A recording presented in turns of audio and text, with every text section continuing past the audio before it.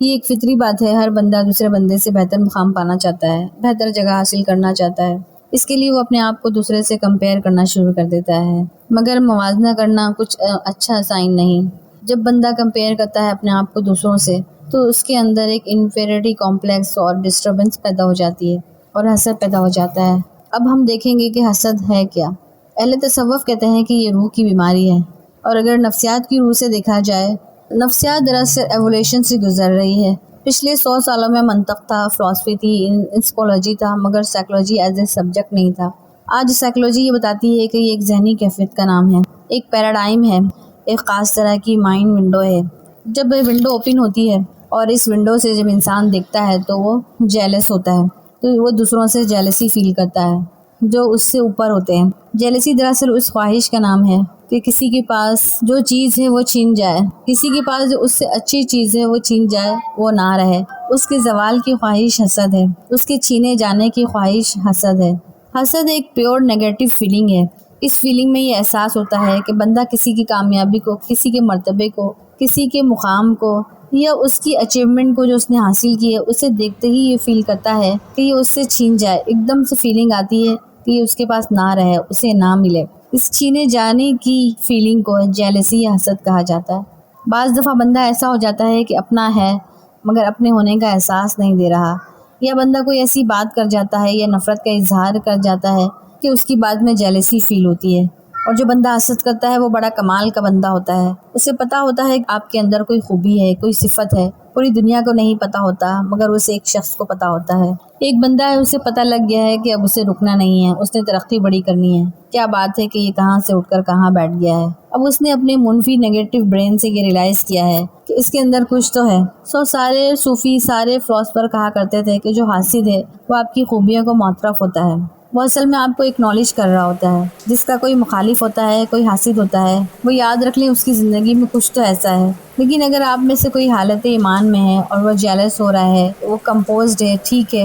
اگر آپ سے کوئی جیلس ہے یا ہو رہا ہے اور آپ حالت ایمان میں ہیں، کمپوزڈ ہیں، ٹھیک ہے، آپ نے بڑی محنت کی، بڑے پاپڑ بیلے ہیں، بڑے اسٹرگل کیے ہیں، لیکن یہ سوچے کہ جو کچھ بھی ہے اللہ نے کرم کیا ہے، یہ میرا کمال نہیں ہے۔ اور اگر آپ سے کوئی جیلس ہے اور آپ حالت ایمان میں ہیں، شکر والے ہیں، تو آپ بڑے خوش نصیب ہیں کہ ایک تو آپ کے پاس صفت ہے، پھر اللہ پر یقین ہے، پورا بھروسہ ہے، تو آپ کو 4 چاند لگ گئے۔ اور اپنے نصیبوں کو تقسیم کر کے بانٹا ہے۔ جو نصیبوں پہ راضی نہیں، وہ اپنے نصیب کا اچھا حصہ نہیں دیکھ رہا ہوتا کہ کیا کیا اللہ نے مجھ پر بھی کرم کیا ہے۔ وہ اپنا اسٹرینتھ والا ایریا نہیں دیکھ رہا ہوتا، وہ اپنا کمزور ایریا دیکھتا ہے، اور جب وہ منفی چیزیں دیکھتا ہے تو پھر وہ پوری کائنات کی منفی چیزیں ہی اس کو اٹریکٹ کرتی ہیں۔ ایک میٹرلزم ہے، اور دوسرا جو ایمان کی حالت لوگوں میں ہونی چاہیے وہ نہیں ہوتی۔ ایک تقوی، ایک تدبر، ایک توکل جو ہم میں ہونا چاہیے وہ نہیں ہوتا۔ ایک بات اور بتا دوں، حسد کا تعلق پڑھائی لکھائی سے نہیں۔ بڑے پڑھے لکھے لوگ بھی حسد اور جیلسی کا شکار ہوتے ہیں۔ بعض مرتبہ بڑے مقام پہ بیٹھے لوگ اپنے نیچے والوں سے، ان کے بیک گراؤنڈ، کسی ایسی خوبی کی وجہ سے جیلس ہو رہے ہوتے ہیں۔ اگر آپ کے اندر حسد کی برائی ہے، جیلسی کی برائی ہے، تو 10 برائیاں اور آ جاتی ہیں۔ اللہ کے رسول صلی اللہ علیہ وسلم فرماتے ہیں کہ ایک شخص میں ایک وقت میں حسد اور ایمان جمع نہیں ہو سکتا۔ جو اللہ کی تقسیم پر راضی نہیں، وہ کہیں نہ کہیں ایمان بھی گنوا دے گا۔ اللہ کی تقسیم پر راضی نہ ہونے والا کہیں نہ کہیں ایمان بھی گنوا دیتا ہے۔ اب سوال یہ پیدا ہوتا ہے کہ ہر شخص میں کہیں نہ کہیں حسد ہوتا ہے۔ کسی کی بھی اچیومنٹ دیکھ کے ہمیں یہ وقتی طور پر یہ فیلنگ آتی ہے، تو اس کا دورانیہ 12 منٹ کا ہوتا ہے۔ چاہے وہ آپ کے کوئی بھی احساسات ہوں، کوئی بھی جذبات ہوں، آپ کا غصہ، آپ کی نفرت 12 منٹ کا ہوتا ہے۔ لیکن جب آپ کی جو بھی فیلنگ ہے آپ اسے گلے لگا لیتے ہو، آپ ایک بات آپ ہر وقت سوچتے رہیں گے، جب آپ بار بار ایک فیلنگ کو گلے لگائیں گے تو اٹ مینز آپ نے اپنے مائنڈ میں ایک سافٹ ویئر بنانا شروع کر دیا۔ پہلے وہ کمزور تھا، اب طاقت پکڑنا شروع کر دیا۔ طاقت پکڑتے پکڑتے وہ ایک تناور درخت کی صورت بن گیا۔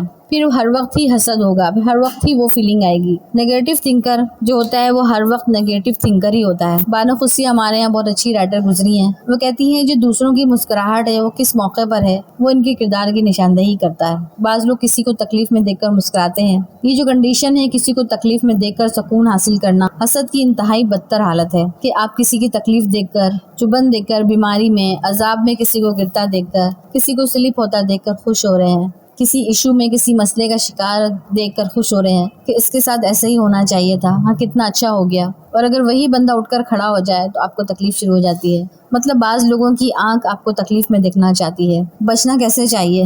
یہاں پر اللہ کے رسول صلی اللہ علیہ وسلم نے دو چیزیں ہمیں عطا کی ہیں، سورہ فلق اور سورہ ناس، یہ ہمیں دن کے آغاز میں ہی ہمیں پڑھ لینا چاہیے، تو ہم اللہ کی پناہ میں آ جائیں گے۔ ہمیں حاسدین سے بچنے کی دعا مانگتے رہنا چاہیے۔ یاد رکھیں جس طرح لوگوں کا مکہ اثر کرتا ہے، اسی طرح لوگوں کی منفی سوچ بھی اثر کرتی ہے۔ لوگوں کا صرف مکہ ہی اثر نہیں کرتا، بلکہ لوگوں کی منفی سوچ بھی آپ کو اتنا ہی آپ پر اثر انداز ہوتی ہے۔ حاسد اتنا جل رہا ہوتا ہے، اتنا آگ بگولا ہو رہا ہوتا ہے کہ بعض اوقات اس سے ویو نکل رہی ہوتی ہے۔ حسد بڑا قریب ہے بد نظری کے۔